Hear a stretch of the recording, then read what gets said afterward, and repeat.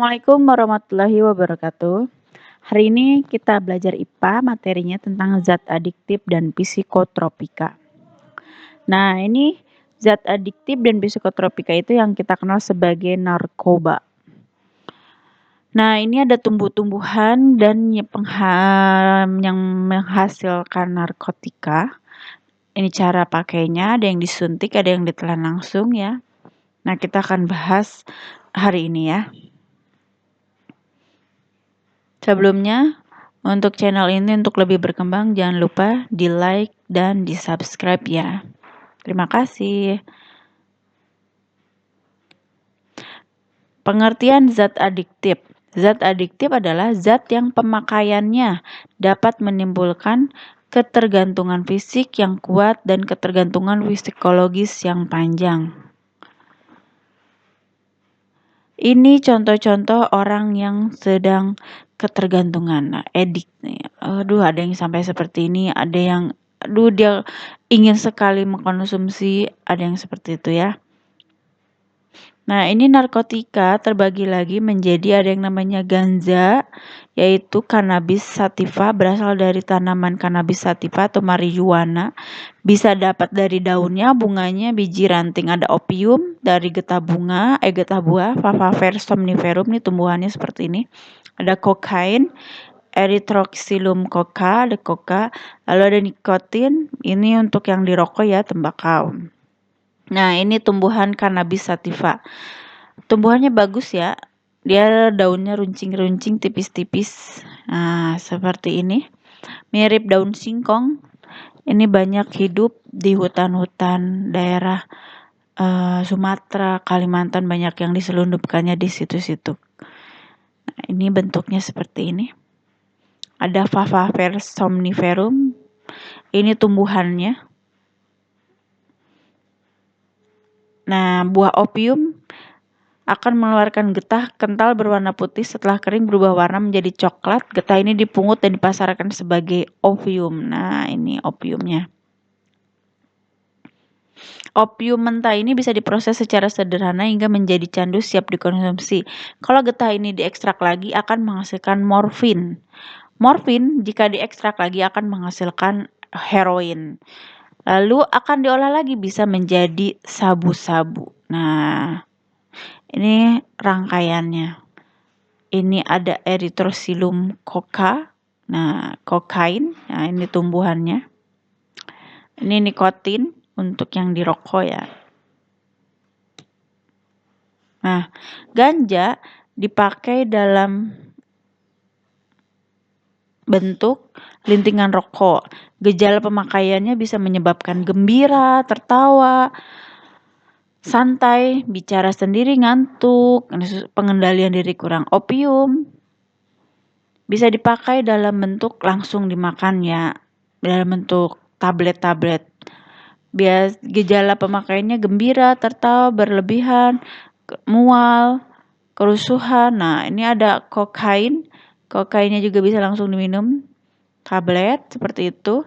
Gejala pemakaiannya suka bicara, gembira berlebihan, gelisah, detak jantung meningkat. Nah, ini nikotin biasanya untuk rokok. Nikotin itu sebenarnya terpisah dari narkotika. Dia itu bagian dari zat yang menyebabkan ketergantungan. Termasuk zat adiktif juga. Irisan tembakau dalam rokok. Gejalanya bisa membuat gelisah, mengamuk, ngantuk. Nah, ini bisa dibaca. Gejala putus pemakaian, misalkan kita udah nggak pakai lagi ya. Biasanya misalkan kita kehabisan obat, bisa sukar tidur, hiperaktif, hilang nafsu makan. Gejala OD itu overdosis, bisa misalkan udah kelebihan dosisnya ya dalam tubuh kita, bisa ketakutan, daya pikir turun, denyut nadi tak teratur, dan bisa gangguan jiwa. Opium, kita udah kehabisan obat, sering menguap, kepala berat, hilang nafsu makan, menggigil, kejang. OD-nya bisa tertawa tak wajar, kulit lembab, napas pendek, dan tersengal. Kokain, ini gejala putusnya gelisah, sukar tidur, berkeringat. Gejala OD, udah overdosis, gelisah, pengendalian diri kurang, sempoyongan. Nah, kalau nikotin, gejala putus pemakaian ini untuk kategori rokok ya bisa. Kalau misalkan lagi nggak make nih, rokoknya habis, kadang suka pusing kan, sulit berpikir. Nih biasanya kalau orang suka mikir, aduh nggak ngerokok nih, udah keleyang-keleyang gitu. Aduh ini nggak ada ide, nggak ada nggak bisa mikir nih karena ketergantungan itu ya. Ada alkohol. Alkohol dari proses peragian atau fermentasi sejumlah bahan. Bahan yang bisa menghasilkan alkohol yaitu beras ketan, singkong, dan anggur. Fungsi utamanya sebenarnya adalah untuk mensterilkan alat-alat kedokteran ya. Tapi bisa disalahgunakan atau bisa untuk kesehatan, bisa untuk minum. Tapi kalau untuk dalam jumlah besar sampai mabuk, berarti itu udah salah digunakan ya. Kandungan alkohol dalam miras ada etanol 1-5% itu kategori A, 5-20% kategori B, C 20-50% itu kandungan etanolnya. Ini contoh orang yang sedang mabuk. Dampak alkoholnya bisa menyebabkan bentuk kepala tidak simetris, kelakuan tingkah laku, sirosis hati nih yang paling sering terlihat ada sirosis hatinya, kelainan struktur dan fungsi hati karena matinya sel-sel hati. Ada kerusakan otot jantung, lalu ada hipertensi. Nah, ada DTS delirium tremens. Nih, ada rokok yang tadi sudah dibahas di nikotinnya. Nih, siapa yang sudah pernah nyobain rokok nih katanya kalau yang disebut rokok anak SMP, banci gitu ya, nggak pernah nyobain. Kalian jangan takut.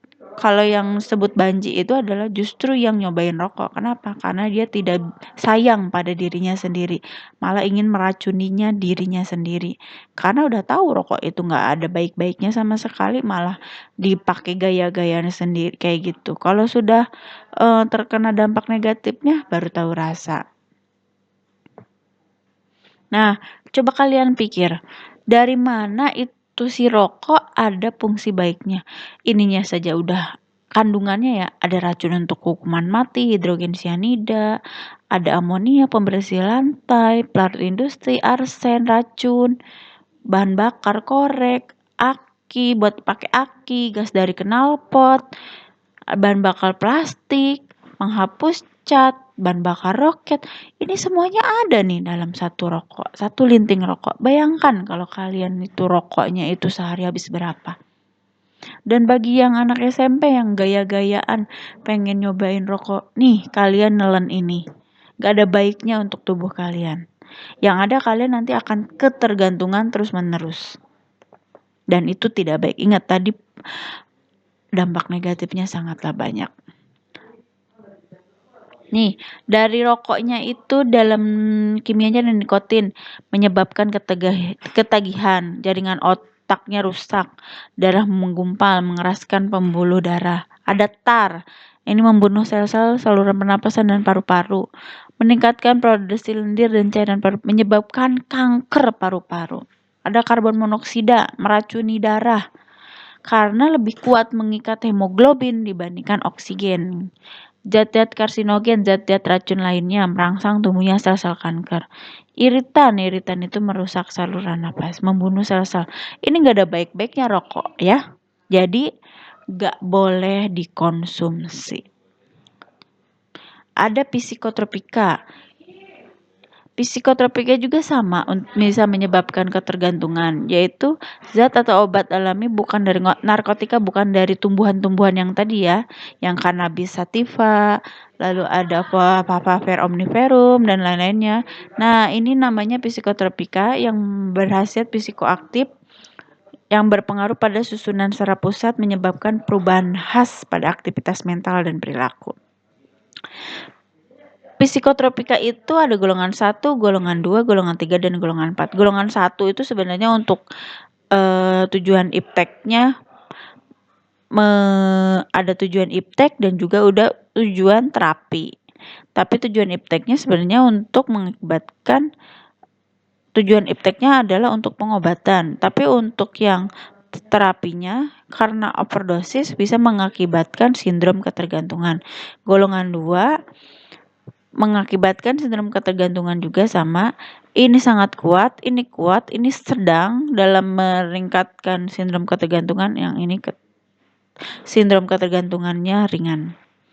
Nah, ada obat jenis-jenisnya, ada obat perangsang yaitu stimulan berupa amfetamin dan turunannya, ada ekstasi dan sabu-sabu. Fungsinya menekan nafsu makan berlebih, mengobati penderita hiperaktif. Ada obat penekan saraf pusat yaitu depresan, memperlambat sistem saraf pusat yaitu berupa obat tidur dan obat penenang. Depresan ya untuk antidepresi, biasanya mengurangi rasa cemas, mengatasi insomnia. Nah, lalu ada halusinogen yaitu obat yang terkenal LSD. Ini menyebabkan halusinasi. Jadinya kalau obat perangsang itu untuk kita jadi lebih semangat, ya. Kalau yang menekan saraf itu menekan depresi. Lalu ada halusinasi. Halusinogen itu yang bisa menyebabkan halusinasi. Yang ini depresan itu antidepresi. Halusinogen bisa menimbulkan efek halusinasi. Contoh psikotropika adalah LSD, lysergic acid diethylamide, menimbulkan halusinasi untuk orang yang gangguan jiwa. Cara kerjanya membuat otot-otot yang tegang menjadi rileks, santai begitu. Lalu ada amfetamin, hasil sintesisnya bisa berupa ekstasi dan sabu-sabu. No. Biasa percaya diri, gembira, berlebihan, tidak mudah lelah. Nah, OD, overdosis, jantung berdebar, panik, mengamuk, paranoid, suhu badan naik, kerusakan ujung saraf, dan akhirnya is dead, kematian. Tujuan pemakaian zat adiktif dan psikotropika yang benar tuh ini, ilmu pengetahuan dan pelayanan kesehatan. Sebenarnya zat adiktif dan psikotropika itu ada dalam resep dokter, tapi dosisnya itu sedikit dan itu tidak dapat ditebus di apotik ataupun di rumah sakit tanpa adanya resep dokter yang sangat jelas dosisnya berapa. Dan itu dosisnya sangat kecil karena bisa menyebabkan ketergantungan. Lalu ada dampak negatif. Pemakaiannya bisa merusak sel saraf, perubahan tingkah laku, menyebabkan penyakit, dan menimbulkan kriminal, menimbulkan masalah sosial. Ya kalian kalau nggak punya uang pasti kriminal dong, ngambil uang. Kalian kalau misalkan nggak ada obatnya, mau OD, mau nggak mau harus nyari obat, kalian bisa mencuri. Kalian sudah tidak bisa bergaul dengan teman-teman, rusak tubuh kalian. Oke, oleh karena itu kalian sebagai generasi harapan bangsa, dari harapan keluarga, masyarakat, pemerintah, dan sekolah, kalian itu adalah generasi harapan bangsa. Jauhi narkoba, karena narkoba itu nggak ada baiknya sama sekali. Jadilah generasi yang bisa membangun Indonesia ke arah yang lebih baik. Tanpa narkoba, kalian pasti bisa. Terima kasih. Pembelajaran hari ini cukup sekian. Wassalamualaikum warahmatullahi wabarakatuh.